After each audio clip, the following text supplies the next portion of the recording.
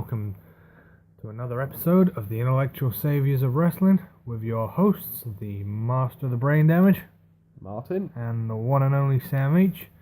And this is episode 2 of the Recycle Bin, looking at various repackagings and refreshings of certain characters over the years. And this time we got a very special one in store for you, Mr. Nelson Frazier Jr., better known to a lot of people as Mabel, Viscera, whatever you want to call him. So, let's kick it off back in the mid-90s. Yeah, when he was in a tag team. He was going as just Mabel then, when he was first breaking into the company. What was the name of the tag team again? Men on a Mission. Yeah, Men on a Mission, where he tagged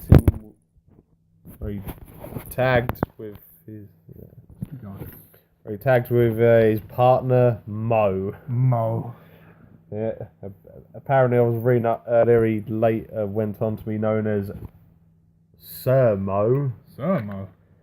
Yeah, but yeah, I mean they won the tag team titles the one time as a team.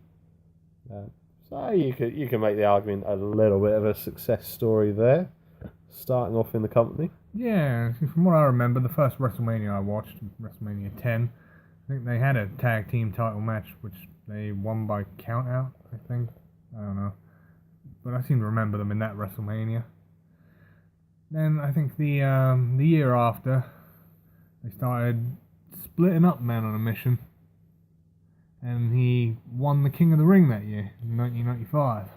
Yes, and that was back in the good old days where they had people carrying the throne. Jeez.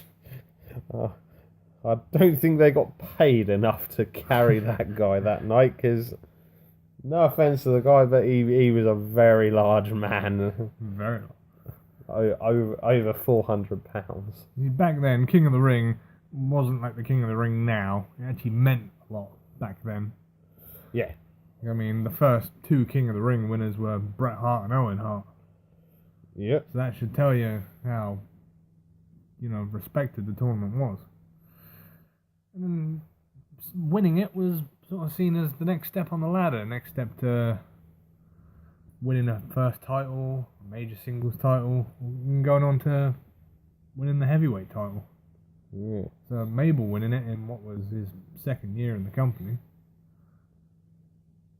Yeah. Not a bad achievement. No, definitely a high prestigious accolade from his peers. Yeah, just doing a bit of research and going back to when he was just Mabel in Men on a Mission. Actually won the tag team titles at WrestleMania, I believe, possibly, if I got my dates right. They won it in 1994 on March 29th. Was that WrestleMania 10? They beat the Quebecers. You sure? Pierre and... Oh, no, sorry. It was on a house show in London. London? Yeah. Surprising. And then they lost it back to the Quebecers 2 days later in Sheffield. So not exactly a lengthy title reign. No, unfortunately not. But, regardless, they've got a tag team title reign as champions together. Some teams, as we well know, some of the crap we've had to put up with in the early 2000s, oh dear. Not all of them get treated to winning the tag titles. We could start a show just on these when you've got the likes of one of your favourites, the Gemini. Oh god, the Fat Bashams, as we used to call them. And the Dicks. That classic line, you can't beat the Dicks. And a prime example of Hall of Famer wrestlers don't always produce Hall of Fame genes. Deuce and Domino. Oh god, the Greasers. Yes, as they would commonly be known in our group. Going back to King Mabel. Yep. Before we get too on subject. He won the King of the Ring that year, and he was put in a main event match with Kevin Nash at SummerSlam of that year, the WWF title. Ah. At that time, Kevin Nash was the guy to fight at the time. He was Diesel. He was on a hell of a run with the WWE Championship. It was seen as quite an honour to be put in the main event against him. Yeah, without a doubt. I mean, a bit different these days, but back in them days, they didn't put anyone in the title picture just for the sake of it. But now here's a little bit of backstage gossip for you. Kevin Nash hated working with Mabel. Hated it. They called him reckless, called him dangerous, said he was unsafe. Oh. Really didn't like working with him. And Kevin Nash had a lot of power back then. Yeah, obviously this was back when he was trying to chuck his weight around to stick around before he made the inevitable jump to WCW. So it was no surprise that after King Mabel lost his WWF title match, he quickly dropped down the card. Well, you can blame Kevin Nash, you can blame other people, I don't know the full story behind it. But he dropped down the card, he didn't really do anything for a few years, I think he was fired. Yeah. And it wasn't until 1999 that he made a reappearance again. Yep, this time he was quite a big part of the Undertaker's faction, the Ministry. Yeah. Coming as the big powerhouse, Viscera. I can't remember if it was the Royal Rumble of 99 or something like that, but he was still Mabel for one more night. And then they did this whole segment where the Undertaker and the APA and all the guys kidnapped Mabel. Locked him in the back of a limo or a hearse or some sort of vehicle. I was going to say, going along with the Undertaker, I'd imagine hearse would make a bit more sense. And then it was the week after he came out as Viscera. All the full black suit, dyed mohawk. Yeah, who can forget that look? That look, he just pretty much had a humongous leather jacket and some tights on underneath it. And you could argue that the time in the Ministry was probably his most successful in his career, aside from the main event run as Mabel. Yeah, I mean, Ministry were a hell of a force to be reckoned with. I mean, you had the Undertaker, you had the Acolytes, later would be known as the APA. Great team. Yeah, and you had Midian as well. Oh, God. Yeah, we'll shine away from his stuff after the Ministry. Yes. And of course, as well, at one point, you did have the Brood as part of the Ministry at one point. Gangrel and Edge and Christian. Yeah, that's true. And Paul Bearer, obviously. Who can forget Paul Bearer? No. So after the Ministry disbanded, and I think it was late 99, early 2000s, Undertaker went down with an injury. Yep. Viscera didn't really do it. He became part of the hardcore division. Yeah, he won it in one of the trying to think of the word, the championship. Was it technically? I think it was called something like a 16-man hardcore open invitational, something like that. WrestleMania 16. Yeah. I think there was about 17 or 18 title changes in that one match alone. There was a lot back in them days. I mean, we were just looking back on the history, and JBL, he's an 18-time hardcore champion. He won all of them 18 title reigns in a 2.5 month period. Yeah. Yeah, hardcore title, not exactly an achievement. No, I mean, crying out loud, Sean Stasiak was something ridiculous, like a 14-time tag champion. And anyone who used to watch WCW or not long after the invasion will all remember Sean Stasiak and how crap he was. Certainly didn't live up to Daddy's reputation. No, nowhere near. But yeah, and I think as well, not long after they broke up, I think he did have a short period still tagging with Midian, didn't he? Yeah, briefly. I think for a couple of months they still tagged even after the ministry ended. But he didn't really do anything again after that. Sort of bummed around. I think they fired him again. Yep, possibly. And he came back in the mid 2000s, and oh god, this is one of the worst character changes I've ever done. He became the world's largest love machine, Viscera.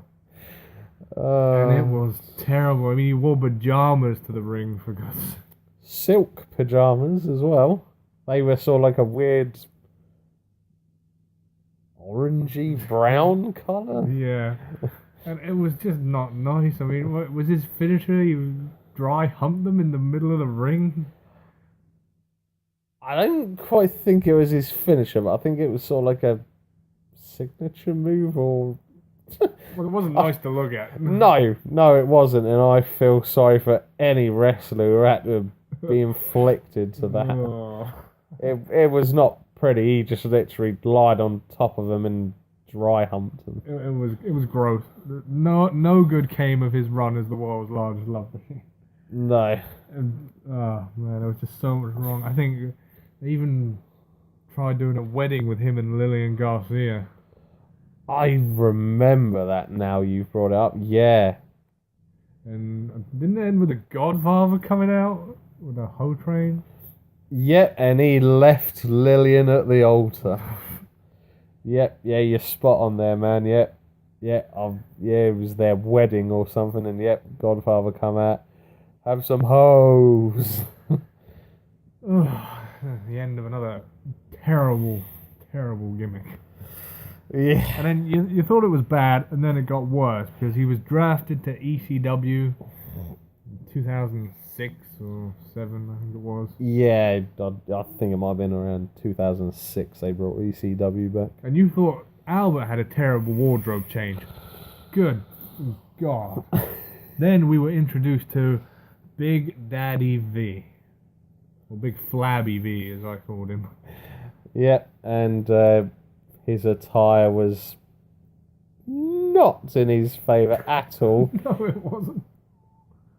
Because he had the old school wrestling all-one attire with the straps and not a full top. And, well, geesh, he must have been at least a double H cup, if not more. It was gross. It was not flattering for a guy who wasn't the smallest of people. No, there were many signs in the audience in the coming year or year and a half that said, buy Big Daddy V a bra.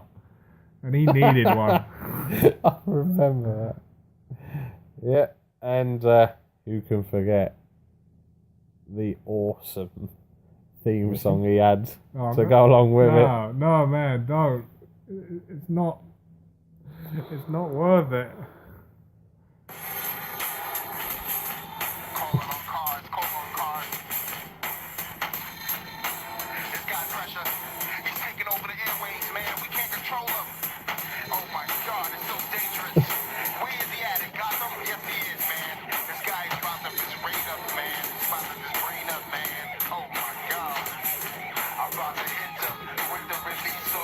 God damn, just shut it off.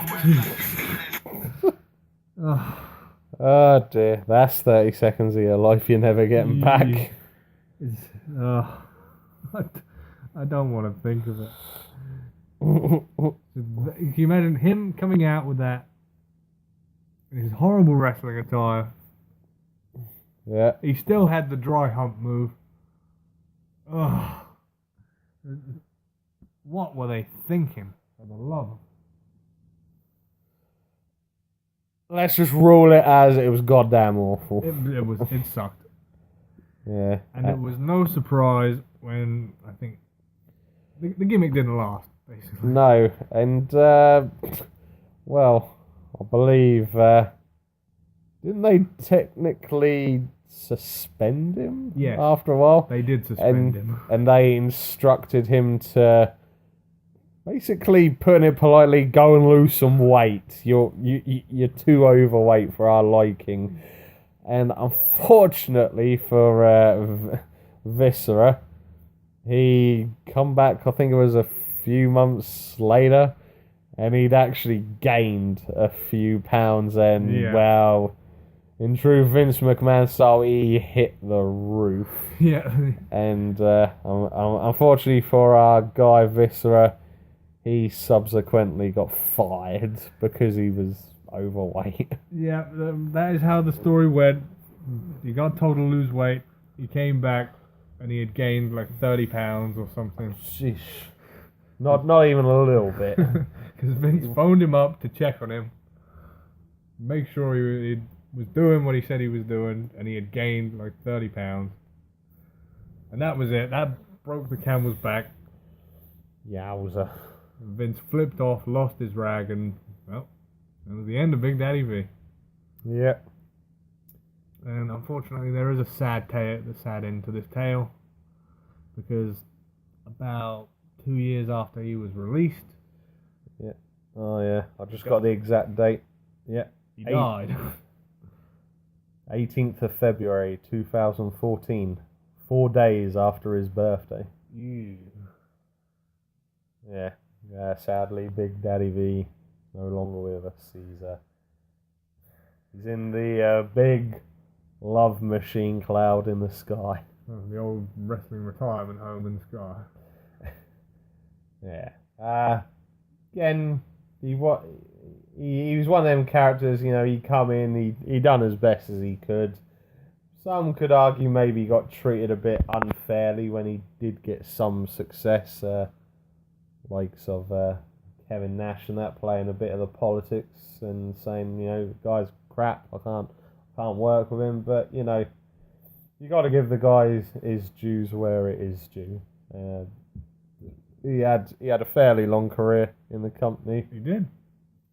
And regardless of whether it's for the right or the wrong reasons, we will always remember the characters of Mabel, Viscera, and Big Daddy V. Oh, I'd rather not remember, but yeah, I get where you come from. Yeah. One way or another, you will always remember him. Yeah, and he's got his place in history. King of the Ring, 1995. And that will never be taken away from him. Yeah. I mean, we have sort of said about, the hardcore title at times. It was a bit of a joke that he'd held that title. I think at some point or another, pretty much everyone in the company had held it. Yeah, if you did. But, he had a tag team title reign, as short as it may have been. He did have that. What do you think? Hall of Fame one day, maybe? Yeah, possibly. I mean, I can't remember exactly too much, although it was only a couple of years back. But I think, unfortunately, this was one of the deaths in wrestling that WWE didn't really pay an awful lot of attention to, which is never nice to see, because they're quick to pick up on certain celebrities and obviously the high-profile ones. And at the end of the day, like we were saying just a few minutes ago, at the end of the day, all these guys have paid their dues and they've made some form of a impact and marked their spot in the history of wrestling. So they're all within their right to receive their bit when they do inevitably go to the big man in the sky. Thinking about it, I think he didn't get a video. I think he got like the little place card before Raw. But I think that was it. Yeah. Yeah, it's a bit of a shame when the company do that, but it is what it is.